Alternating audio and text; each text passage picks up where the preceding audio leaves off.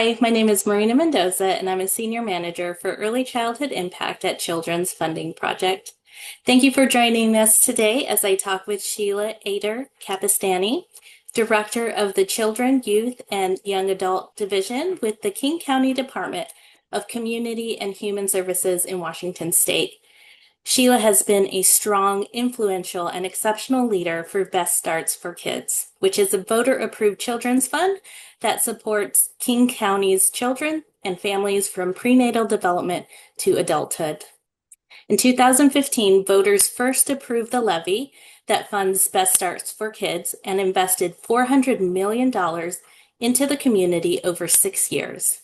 During that time, the program served more than 500,000 children, youth, young adults, and families in partnership with over 500 community-based organizations. In 2021, voters renewed the levy, which now will invest $800 million in funding through 2027. Best Starts for Kids prides itself on being a community-driven initiative that supports every baby born or child raised in King County to reach adulthood happy, healthy, safe, and thriving. Sheila has been a part of Best Starts for Kids since the beginning, from the initial ballot measure campaign, early implementation efforts, and its reauthorization. She has worked to make sure that the will of the voter is fulfilled and community voices are heard all along the way. So welcome, Sheila. Thank you. I'm glad to be here. Great. So to start, how about telling us about your journey supporting Best Starts for Kids from campaigning for the levy to becoming a government employee and eventually becoming the senior most leader for the initiative? Okay. Well, I have spent most of my career working in the nonprofit sector. I spent a few years in my late 20s, early 30s working in local government. But the thing that I did right before came to the county was to found a nonprofit, which I was the director of for a few years, that provided doula services to low-income women. So sometime in the fall of 2014, I got an email from the executive, just a blasted email saying, "Hey, we want to start a children's initiative, and we're going to call it Best Starts for Kids, and we have a panel of experts, and we are really interested in seeing what people think about this." And I remember at the time reading it and reading the panel of experts and realizing that there weren't a lot of community people on the panel of experts. And so I reached out to the executive because we had worked with him a little bit when he was a council member and said, "Hey, you really should have some community members on your panel." So in fact, I did get involved a little bit in the beginning, but it really wasn't until the spring of 2015, after I had gone to Washington, D.C. and spoken at the White House around the Early Learning Summit, that I really connected with the county staff and said, okay, I would be really interested in working for Best Starts for Kids. And they said, we would be really interested in potentially having you lead this effort. So I actually joined in May of 2015. The levy passed in August of 2015. So I spent the entire summer working for King County. So I wasn't actually doing the major part of the campaign on my county time, but going out into the community. We spoke with thousands of people. We had community meetings all over the entire county, which you can drive for an hour and a half and see it in this county and still not be to the edge of it. But spoke to thousands of people and said, if we had a children's levy, what do you think we should do? What are your hopes and dreams for your children? How should we form this to meet your needs in where you are located, rural, urban, suburban, whatever your ethnic group is, what is it that you want? So by the time the levy actually went to vote and passed, we were super clear that we had created a levy that was really reflective of what the people in our county wanted.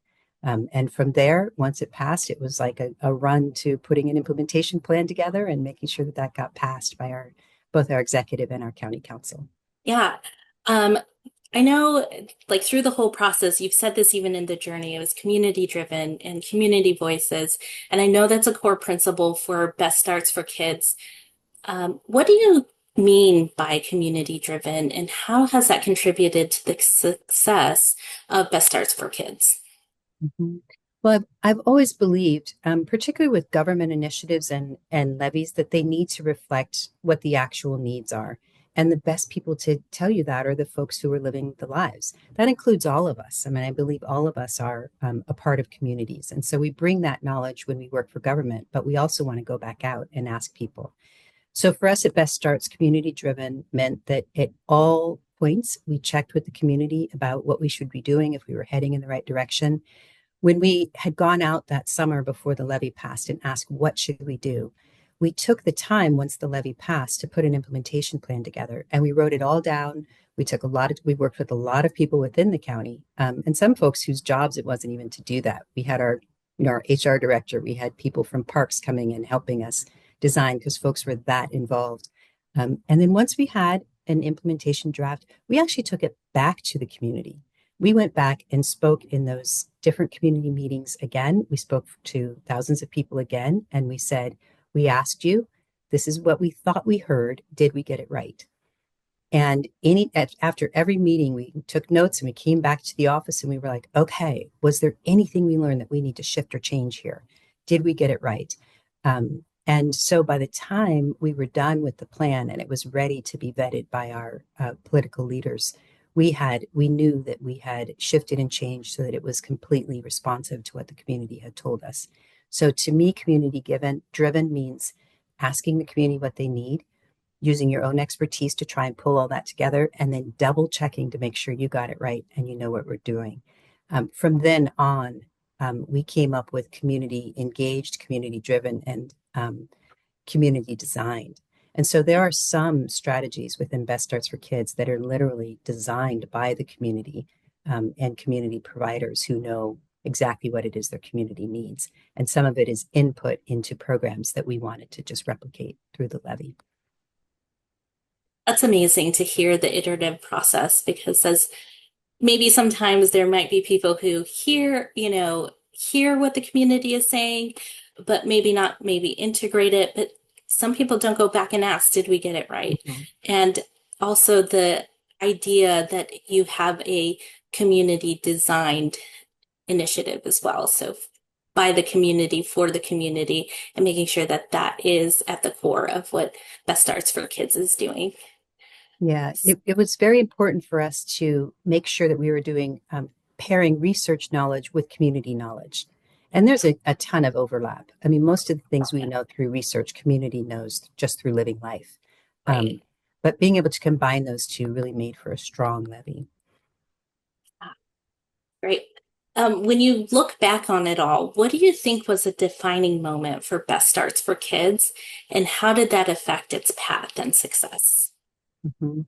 I think there were probably several defining moments, but the first was having an executive who was absolutely committed to this work. At the time, King County had done an analysis and realized that about 75% of their budget was going to support young people, was going to the last minute, to the deep end of when intervention needed to happen through our criminal legal system, through our behavioral health system. And so we had an executive who was really visionary about saying, actually, we want to get sooner and we want to get more upstream. So I think that was a defining moment. He took a tour of iLabs at the University of Washington and he realized brain science around little baby brains and how both resilient they are and how much they're learning. And so that was a defining moment to launch this levy. At the same time, we had a lot of community activism happening. We had a lot of community activism around youth development. We had a lot of community activism around our youth detention center with our No New Youth Jail movement. And then there were folks like me that were being very active in organizing around birth outcomes. And so those were also defining moments of community saying to government, we need you to step up to the plate. So you have an executive who's ready to do it. You have a community saying we need to do this.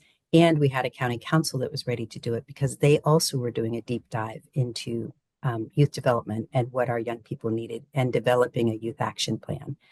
All of those things came together really beautifully at a time that we were able to say, okay, now what does this mean? What does it mean to put this levy forward? And that commitment became from these groups that were growing youth and some people growing babies to being, let's do the whole life course. Let's look prenatal to 24. Let's look at all of it and say, if we invest early and then we sustain the gain throughout that young person's childhood, we're going to get to the outcomes we're looking for. Right. Yeah, and just the idea of it doesn't just start with one age group or end with an age group Mhm. and continuing that process and having all different kinds of people in your community, from community members who may not hold a county job or an executive county position, Mhm. all on the same page and really doing this work together is amazing.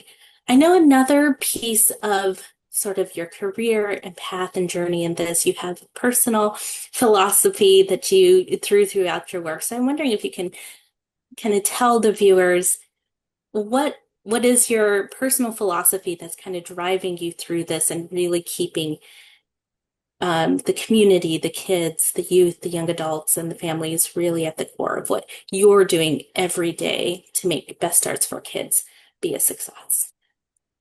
Well, I think there's two things I'd like to say to answer that. The first one would be about my involvement doing this work through a local government, because having spent all of my time, most of my time in the not-for-profit world, there's a lot of beautiful work being done and people working hard every single day.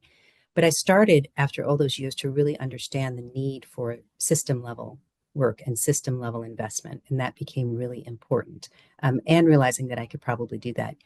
One of the ways that I end up working for government is I truly believe in of the people, by the people, for the people. So for me, I don't make a big difference between community and government. They're one and the same because government needs to reflect community. Government needs to be of and by and for the community. So that's one of the things that really drove me to want to do this through our local government and to stick with King County for as long as I did. The other thing I came from is I have always called this the Big L love. And so I talk about Big L love, and I say the Big L because I don't mean like Hallmark, we all love each other, we're going to hold hands, I'm going to invite you over to dinner. I mean the kind of love that we have that keeps us in it, even as there is conflicts happening, even as we appear to be opposed to one another. It is a deep, abiding love that motivates me to say, I want everyone's children to do okay. It doesn't matter how I feel about the politics or the policies or the way they live their lives. I want all children to be okay. And I want all families to feel supported as they're raising their kids. So that's the Big L love. So I started to realize Big L love was as a doula when I would tend to births. It was as a executive director of an organization supporting other people attending to families. And eventually as a policymaker, I started saying, love as public policy. That is what children's initiatives are. They're working at a policy and system level, but deeply grounded in the kind of love that says we want all of our kids to be okay. So that's what motivates me. That's lovely. And I just so appreciate the big L and thinking about all of our children and love as a public policy. So just thinking how that really changes some mindsets, and even just thinking we maybe do something at this big level, but at the end of the day, this is affecting all children, but even one child that may you may know, but maybe you don't know, but that is changing their life experience in a very positive way. And one of the things that led us to do is to really talk about not just prevention and intervention in our levy, but I really pushed us to talk about promotion of well-being. Because Mhm. what is governments always will be funding prevention and intervention. That is kind of the safety net idea. But what does it look like to have a children's levy that invests in well-being, not just the absence of harm? So coming from that perspective of saying, okay, it's big O love. We want everyone to be well, not just not harmed, Yeah, really shifted the way that levy came through and what the community had been telling us about what their hopes and dreams were. So one of the things I'm most proud of with Best Starts for Kids is that it invests in hopes and dreams and not just in being able to prevent bad things from happening. So it shifted the way we invested. yeah, that's great because you do hear a lot of the prevention side or things like that, but really thinking about you're giving people hope and positive experiences, not just not harming them. Yeah. And the other thing that we really shifted with Best Starts is that you invest early, right? You want to invest in babies. Our frame is often the reason why we want to invest in babies or young people is so they grow up to be healthy adults. so that Mhm. they do this. And sometimes it's that negative, so they don't do this thing. One of the other things that we really incorporated into Best Starts and was very important to me to say, we also invest in our children because they deserve to be invested in this moment. Children deserve to experience that happiness and health in this moment, and that becomes the foundation for the next stage of their life. And they deserve that stage to be happy, healthy, safe, and thriving. And that becomes a foundation. So we're investing both for their future, but we're also investing in their moment now. Yeah, And that's a really important shift to be thinking about is that right now, kids, no matter what kind of circumstances they are in and what kind of trauma and hardship they have experienced, they deserve to have joy and happiness too. that's amazing. And again, I'll reiterate, sometimes you don't hear that from county government, or just people in the work doing that, being brave enough to say we are talking about happiness and joy for our young children now and in the future. Yeah. Thinking a little bit ahead, what advice would you have for other voter-approved children's funds that are about to get voted in and adopted, that are in their early stages of implementation, or maybe even one that's gearing up for a reauthorization campaign? Mhm. I think for folks who are just starting or might be close to a vote, what I really love to see is to do the hard work to put the well-being in place. Oftentimes, when we put forward children initiatives or we frame issues that are going on for our young people, we always talk about the negative. And it's really easy to have a campaign to talk about the negative and how much harm people have had and how much you want to undo that. I would challenge people to do the deep work of also trying to get folks to understand how important it is to be putting the good stuff in, right? So when I would go out and talk to people, I would be like, yes, we're decreasing the bad, but we're also increasing the good. And that gets us to well being. And folks should totally understand that. Yeah. So I think in the beginning, if you have, take the time, if you can, to really talk about well being and not just the negative, because that is what's given Best Starts, I think, its legs over time. I think people were really excited about seeing that people were beginning to invest in well-being and promotion, and that allowed us to be able to show that over our first 6 years. And the second reauthorization was an even larger margin of yes than the first was because people could see. So then that's the thing with reauthorization. Don't lose track of why you were passed in the first place, because again, it's really easy to slip back and say, okay, prevention, prevention. But the other thing is just to make sure that you've got outcomes to show, right? So I'm all about the love. I love that. The other side of me, I'm really about also making sure that you have an infrastructure that supports what you need to be doing, that you're using the public dollar wisely, and that you're showing outcomes for the investment. Whatever outcomes you can show after 6 years, be ready for them. Build an evaluation plan into your levy from the very beginning so that it's not an afterthought. That way, you're ready to implement when you implement. And when it comes time for reauthorization, you've got the data to show that this worked. Thank you for that. That's very, I think, insightful to keep that both in mind. Sort of we have thinking about well-being from the beginning, but also have that data to back it up. I'm also a data nerd, so I'm like, yes, Yeah. whatever you can measure and make sure that you're showing the story and telling the story of what you're doing is really important. Really important. The one thing I would say about evaluation too is that also can be community driven and community designed. So we did a lot of work with Best Starts to make sure that we were reflecting our communities. And I think within the first 2 years, we received national recognition for being able to collect data in a way that was respectful of community and then hand the data back to community and say, this is what we got. What do you think it means? And so we had, again, community design and community involvement, even in the evaluation of the initiative, to tell us what does this mean to make sure that we were thinking about it in the right way for our particular communities. Again, back to that core principle of community driven and Yeah, seeing that in spaces that aren't typically thought of as community, like research and evaluation. And I think you all had something called data cafes, is that right? yes, that's Yes. exactly right.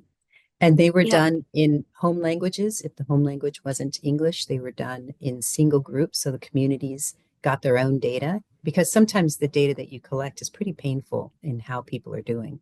And so allowing communities to see that themselves. So that was our data cafes. They were pretty wonderful. Yeah, that sounds wonderful. Well, thank you so much, Sheila, for joining me today. I know you're retiring from this position, um, and I know you have a lot more work ahead and doing more work. But for this position at the county, I know that you're um, going to start moving forward and on from this. But I am so honored that you took the time to talk with me today and share your wisdom and expertise with all of us. On behalf of many, I'm sure, I want to thank you for your persistent and relentless and, dare I say, loving leadership to make sure that children, youth, young adults, and their families in King County are happy, healthy, safe, and thriving. Thank you very much. To learn more about Children's Funding Project and other voter-approved children's funds, please visit our website at childrensfundingproject.org. Thanks for watching.